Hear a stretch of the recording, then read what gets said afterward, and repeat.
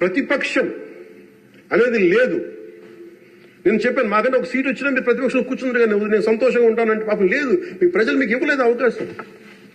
లేదు, మాకు దామాషా పద్ధతి ప్రకారం పర్సంటేజ్ ప్రకారమే మాకు ఓట్లు మాకు ప్రతిపక్షం కావాలంటే they should go to Germany అధ్యక్ష.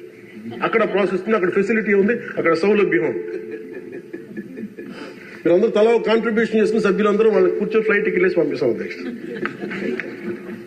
అంటే ఇక్కడ మనకున్న, అంటే మనం సరదాగా మనకున్న బాధ్యత మనమే మన గౌరవ ముఖ్యమంత్రి గారు చెప్పారు అధ్యక్ష, మనమే ప్రతిపక్షంగా కూడా ప్రవర్తించాలని. అంటే నిర్మాణాత్మక ప్రతిపక్షంగా యాజ్ ఎ కాన్షియస్ కీపర్ గా.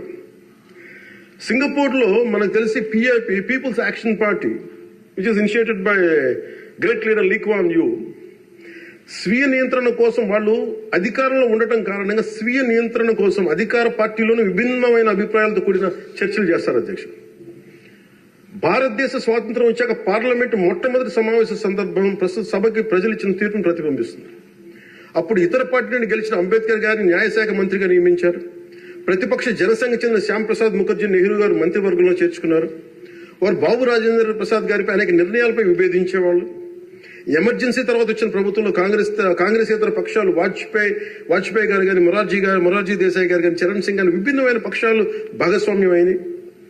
నేటి ఆంధ్రప్రదేశ్ పరిస్థితి స్వాతంత్రం సిద్ధించిన తర్వాత లేక ఎమర్జెన్సీ తర్వాత దేశ పరిస్థితిని గుర్తు చేస్తున్న అధ్యక్ష.